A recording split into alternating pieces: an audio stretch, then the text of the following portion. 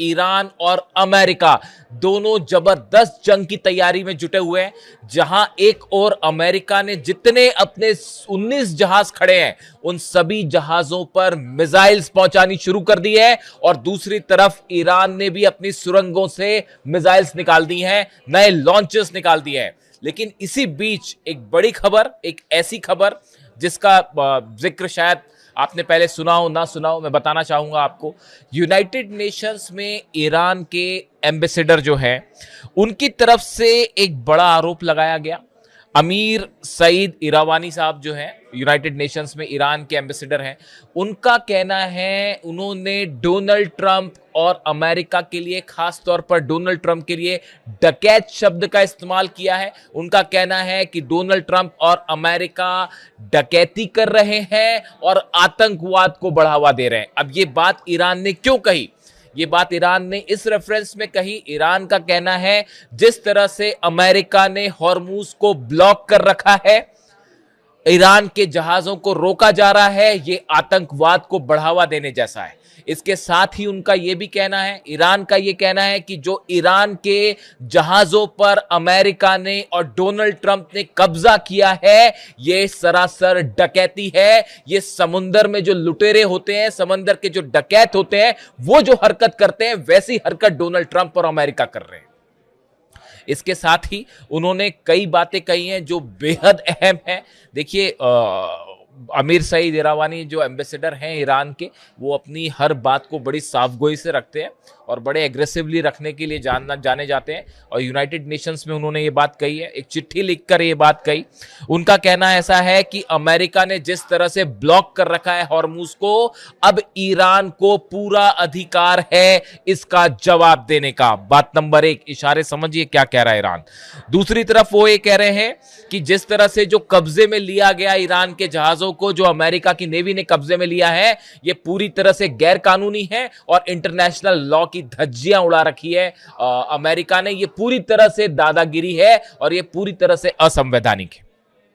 Iran के अब तक 2 जहाज ऐसे हैं जिन पर हमला किया गया अमेरिका की तरफ से। इसको लेकर ईरान बेहद गुस्से में है। तो ये बात यूनाइटेड नेशंस में रखी गई कि ये डकैती की तरह है और एक डकैत की तरह अमेरिका व्यवहार कर रहा है, डोनाल्ड ट्रंप जो है वो व्यवहार कर रहे हैं। बात नंबर 1। बात नंबर 2, एक बड़ी बैठक फिर से हुई है व्हाइट हाउस में, जिसमें डोनाल्ड ट्रंप मौजूद थे, मार्को रूबियो मौजूद थे, पीट हेग्सेथ मौजूद थे। अमेरिका की सेना से जुड़े हर बड़े अधिकारी को उसमें शामिल किया गया और इस बैठक में 2-3 ऑप्शंस पर विचार हुआ कि अब क्या करना है। उसके बारे में शॉर्ट में जानना जरूरी है कि डोनाल्ड ट्रंप क्या करने जा रहे हैं अब आगे। देखिए, पहली बात तो ये कही गई, ईरान की तरफ से जो प्रस्ताव आया है, ईरान ने अपने प्रस्ताव में साफ कर दिया है कि पहले जो जहाज लेके खड़े हैं, आप ये जहाजों को यहां से हटाइए तो हम हॉर्मूज खोल देंगे। न्यूक्लियर डील पर अभी कोई बात नहीं होने वाली, यूरेनियम पर अभी पहले दौर में कोई बात नहीं होगी, पहले आप ये जहाज हटाइए, उसके बाद बात की जाएगी। ये प्रस्ताव डोनाल्ड ट्रंप को मंजूर नहीं है। तो अब पहले ही जो रणनीति तैयार की गई है डोनाल्ड ट्रंप की तरफ से, वो ये कि जिस तरह से अभी ईरान को घेर के खड़ा रखा गया है, अपने जहाजों को, हॉर्मूज को जिस तरह से घेर कर रखा गया है, कुछ दिन तक, आने वाले कई और दिनों तक इसी तरह से घेर कर खड़ा रहा जाए। ये पहली थ्योरी थी, पहला ऑप्शन डोनाल्ड ट्रंप के सामने। डोनाल्ड ट्रंप ये चाह रहे हैं कि ईरान का जो ऑयल है, मैंने आपको कल अपने पिछले वीडियो में बताया था कि ईरान के जितने ऑयल वेल्स हैं, कुएं हैं, वो पूरे फुल हो चुके हैं, क्योंकि एक्सपोर्ट बहुत कम हो रहा है। ईरान में बहुत तेजी के साथ जो कुएं हैं उनमें बहुत तेजी के साथ ऑयल बनता है, ऊपर की तरफ आता है, वो फुल हो गए हैं। तो ऐसे हालात में वो कुएं पूरी तरह से खराब हो सकते हैं। अगर कोई भी कुआं पूरा भर जाए तो और उसमें पानी मिल जाए या किसी तरह का कंटामिनेशन हो जाए तो खराब हो जाता है कुआं, हमेशा के लिए बंद करना पड़ता है उसको। इस सूरत हाल में उसको खाली करना जरूरी है। तो ईरान ने अपने ही ऑयल में निकाल के कई जगह आग लगानी पड़ी। तो अमेरिका की कोशिश है कि ईरान को पूरी तरह से जो है इकोनॉमी को और बुरी तरह से नुकसान पहुंचाया जाए। पहली रणनीति यानी कि घेर के खड़े रहो।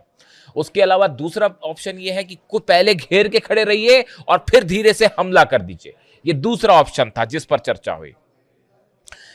तीसरा ऑप्शन यह है कि जिस पे ईरान की जो सेना है, मैंने आपको पहले ही कहा, अहमद वाहिदी साहब वो शख्स हैं, ईरान की सेना पूरी तरह से कंट्रोल में, और ईरान की सेना ने मन बना दिया है कि अमेरिका के सामने हम एक इंच भी नहीं झुकेंगे। जो जनता बोलेगी वैसा ही होगा। और जनता का मूड आप जान रहे हैं, ईरान की जो जनता है उसका मूड बेहद एग्रेसिव है और वो किसी भी तरह से कोई डील वील के पक्ष में नहीं है। देखिए मेरे से एक मैं अब चूंकि डील की एक बार फिर बात हो गई है, तो कल मैं एक कमेंट पढ़ रहा था, संभवतः पाकिस्तान के मेरे किसी व्यूअर ने जो है वो कमेंट भेजा और उन्होंने मुझसे ये सवाल किया कि आप पाकिस्तान में जो डील की कोशिशें हो रही हैं पाकिस्तान की तरफ से, अमेरिका और ईरान में डील हो जाए, आप इन कोशिशों के आप इनका विरोध क्यों करते हैं? इस कोशिश का क्या पाकिस्तान में ये कोशिश हो रही है इसलिए आप विरोध करते हैं इसका? देखिए मैं आपको कहना चाहूँगा कि ये डील इस्लामाबाद में हो या बातचीत इस्लामाबाद में हो या ओमान में हो या जिनीवा में हो, पहले जो 6 दौर की बातचीत हुई वो तो पाकिस्तान में नहीं थी। तब भी मेरी ये राय थी कि इस डील के जरिए सिर्फ ईरान को धोखा देने की कोशिश है, और ये मेरी ही राय नहीं थी, ये ईरान के सुप्रीम लीडर अली खामनेई साहब की भी राय थी। मैं अब भी सुप्रीम लीडर की जब भी बात होती है तो अली खामनेई साहब, ऐसा लगता है कि अभी भी वही सुप्रीम लीडर हैं, तो वो कभी ऐसी मिस्टेक हो जाए तो उसको अन्यथा ना ले आप। तो मैं यही मान के चलता हूं कि अभी भी अली खामनेई साहब ही सुप्रीम लीडर हैं और उन्हीं के राह पे ही पूरा ईरान चल रहा है साहब। तो देखिए वो खुद इस बात को बोल के गए थे, आप उनके एक्स मीडिया पे जो वीडियोस पड़े, जो एक्स पर उनके जो पोस्ट हैं आप वो देख लीजिए, आप उनके वीडियोस देख लीजिए। वो हमेशा यही कह रहे थे शुरू से आखिरी तक कि इनसे बातचीत करने का कोई मतलब नहीं होगा, क्योंकि अमेरिका की नीयत अच्छी, साफ और ट्रांसपेरेंट डील करने की नहीं है। अरे आप कुछ समझिए इस बात को, जो ईरान के सुप्रीम लीडर को अगर निशाना बना सकते हैं, उन पर कैसे विश्वास किया जाए? ये बात मैं नहीं कह रहा, ये बात ईरान की जनता कह रही है। विश्वास करने का तो सवाल ही नहीं उठता दूर दूर तक। आपको डील का कौन सा फ्रेमवर्क ये समझ में आ रहा है जिसमें जो है एक फ्री एंड फेयर डील की आप उम्मीद कर रहे हैं? बताइए मुझसे, फ्री एंड फेयर डील कैसे हो सकती है?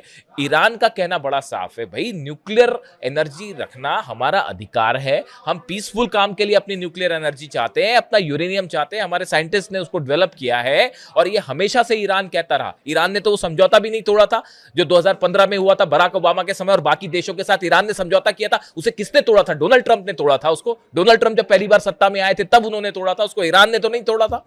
अली खामनेई साहब इस बात को जानते थे कि हमला होने वाला है साहब, और वो इस बात को बोल के गए हैं कि अमेरिका के साथ बातचीत का कभी कोई नतीजा नहीं निकल सकता। और ये भी एक ऑप्शन है अमेरिका के इसमें, जो मैं आपको ऑप्शंस गिना रहा हूं, इसमें एक ऑप्शन ये भी है कि अभी चूंकि फंस गया अमेरिका, तो अभी आप बातचीत शुरू कर दीजिए जैसा पिछली बार हुआ, और कुछ समय बाद जब आप एक कंफर्टेबल पोजीशन में आ जाए तो फिर से हमला कर दीजिए ईरान पे। यही तो तमाशा चल रहा है पिछले, आप क्या समझ नहीं पा रहे ये क्या हो रहा है? पिछले समय से पहले 12 दिन की जंग हुई, फिर उसके बाद जो है 6 दौर की बातचीत हुई और बातचीत के बीच में हमला कर दिया। क्या मतलब इस बात का? तो क्या करे ईरान? अपना न्यूक्लियर अधिकार छोड़ दे? ईरान अपना यूरेनियम छोड़ दे? क्या करे ईरान? सरेंडर कर दे? क्या करना चाहिए ईरान को? यहां ईरान की जीत हुई है, और कम से कम मेरी समझ तो साहब ये कह रही है कि ईरान ने जबरदस्त जीत हासिल की है।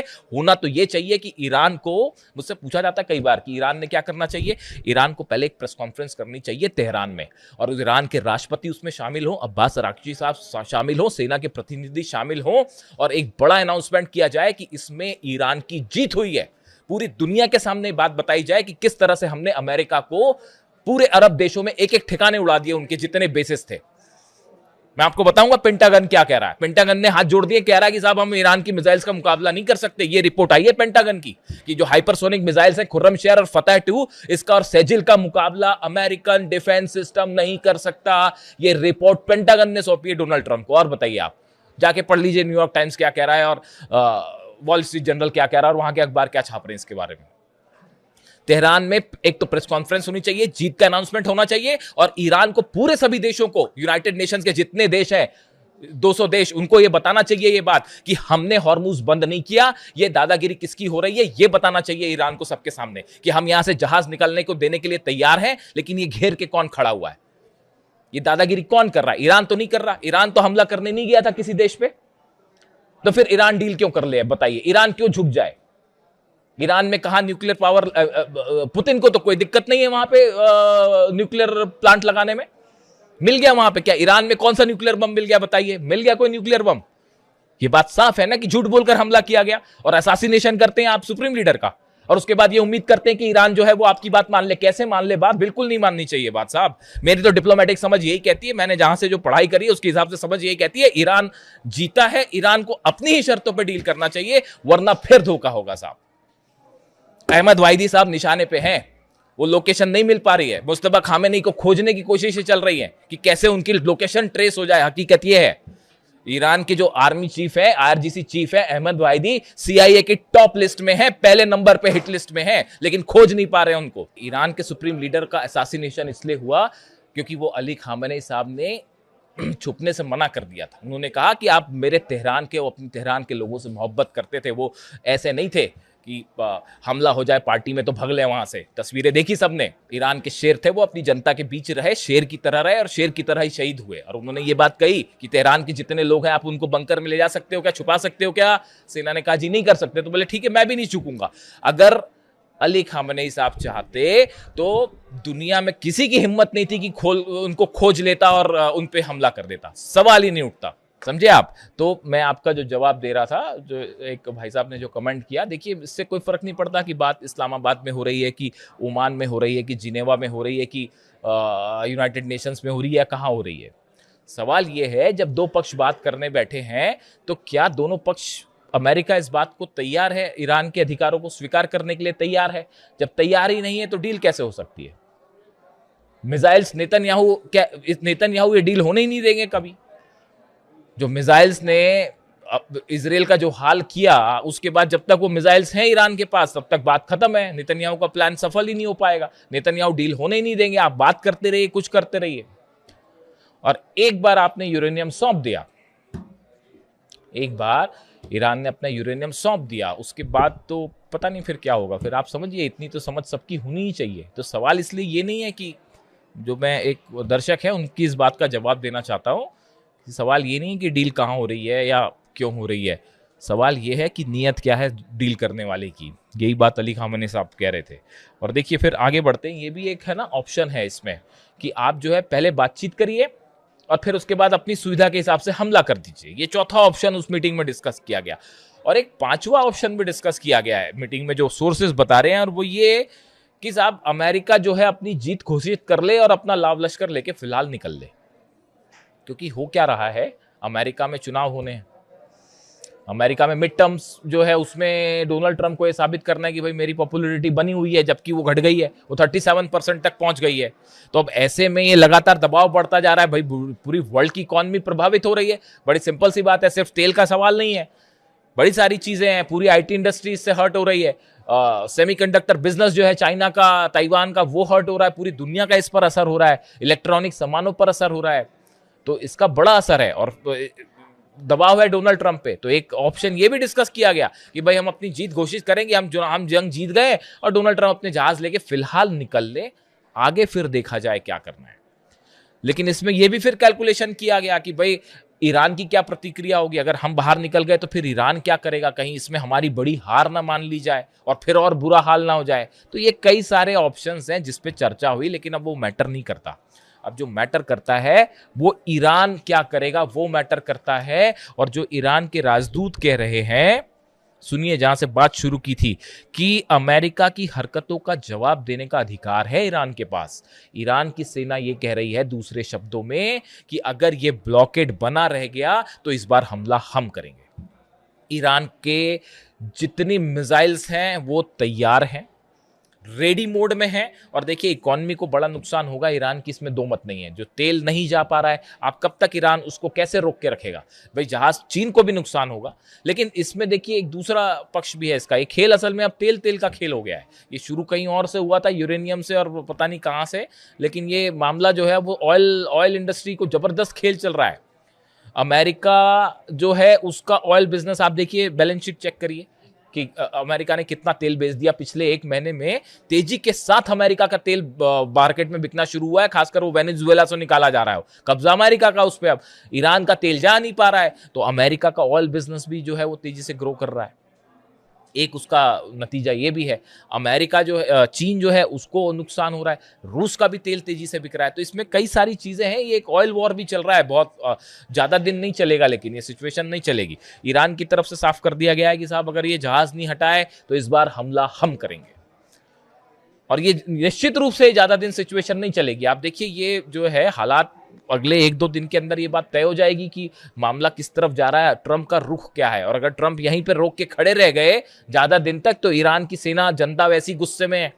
और ईरान की सेना भी आप देख ही रहे हैं किस मूड में, बेहद एग्रेसिव मूड में। तो देखिए अगले जो है वो 48 घंटे में ये बात तय हो जाएगी कि डोनाल्ड ट्रंप का क्या रुख है। देखिए डोनाल्ड ट्रंप क्या फैसला लेंगे वो ये बात डिसाइड करेगा कि मामला किस तरफ जा रहा है।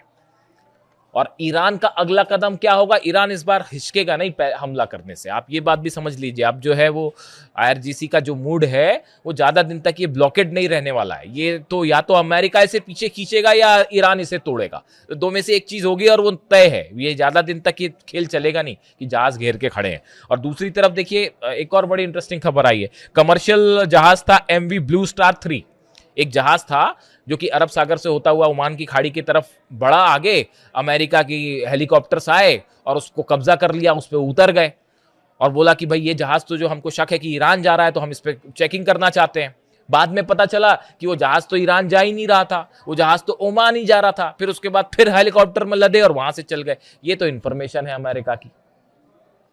भाई मेरी टाइम में तो जो है मैं यहाँ पे भारत में बैठे बैठे जो है मैं मेरी टाइम इन्फॉर्मेशन चेक करता हूँ, मुझे पता चल जाता है कि कौन सा जहाज कहाँ जा रहा है। तो ये तो बड़ी हैरानी की बात थी। या तो कुछ शक हो रहा था अमेरिका को कि कुछ इसमें हथियार आ रहे हैं। आजकल सबसे बड़ा डर यही सता रहा है अमेरिका को कि भाई वो ईरान जो है, चीन जो है वो मिसाइलें तो नहीं भेज रहा। आजकल सबसे बड़ा डर यही है कहीं वो पोटेशियम पर क्लोरेट तो नहीं आ रहा और 1000-2000 मिसाइल बन जाए ईरान की। ईरान में बहुत तेजी से, उस पर अलग से बात करेंगे। तो अभी हालात ये है कि वो जहाज पर उतरे, बाद में उसको छोड़ा कि बोले अरे गलत जहाज पकड़ लिया था साहब। तो ये हालात है। और दूसरी तरफ जो है पेंटागन की रिपोर्ट आई है कि हाइपरसोनिक मिसाइल्स तो रोकना बड़ा मुश्किल है। पेट्रियट और थार्ड खत्म है और जो नए एडवांस मिसाइल्स हैं उनको रोकना मुश्किल है। और ईरान कह रहा है अब की बार हम नई मिसाइल से हमला करेंगे, नई मिसाइल्स तैयार हैं। और वही रिवर्स इंजीनियरिंग भी शुरू हो रही है, उस पर भी अलग से बात करेंगे एक बार कि वो बंकर बस्टर बम गिरे, जो मिसाइल्स गिरी जो फटी नहीं अमेरिका की, उस पर बढ़िया से रिसर्च हो रही है ईरान में। और वैसी तकनीक की मिसाइल्स तैयार, वही टॉमहॉक अब ईरान में बनेगी, आप देखिए बिल्कुल उसी कैपेसिटी की। और पता नहीं किसको किसको जाएंगी, पता चला हिजबुल्ला के पास भी पहुंच गई और हूती के पास भी पहुंच गई, कुछ भी हो सकता है। तो देखिए हालात ये है कि जबरदस्त तनाव है। यूएई भी ओपेक से बाहर आ गया है। आपने खबर देखी, वो ओपेक से बाहर आना, यूएई और अरब वो दोनों के बीच में भी अब खेल शुरू हो गया है। ये ऑयल वाला मामला जो देखिए हालात, चीजें बिगड़ गई हुई है, मिडिल ईस्ट का समीकरण बिगड़ गया है। और ये बात तय हो चुका है कि अब यहाँ पर ईरान को आप दबा नहीं सकते। अब ईरान कम से कम मिडिल ईस्ट के आसपास की कंट्री में सबसे बड़ा देश बन के उभरेगा, इसमें कोई शक नहीं है। वीडियो कैसा लगा कमेंट करके बताइए। देखिए मैं अपने व्यूज रखता हूँ, अगर आपको असहमति होती है तो आप कमेंट करके बताइए कि आप असहमत हैं, लेकिन मैं अपने हिसाब से अपने व्यूज रखता हूँ। वीडियो कैसा लगा कमेंट करके बताइए। Thank you so much.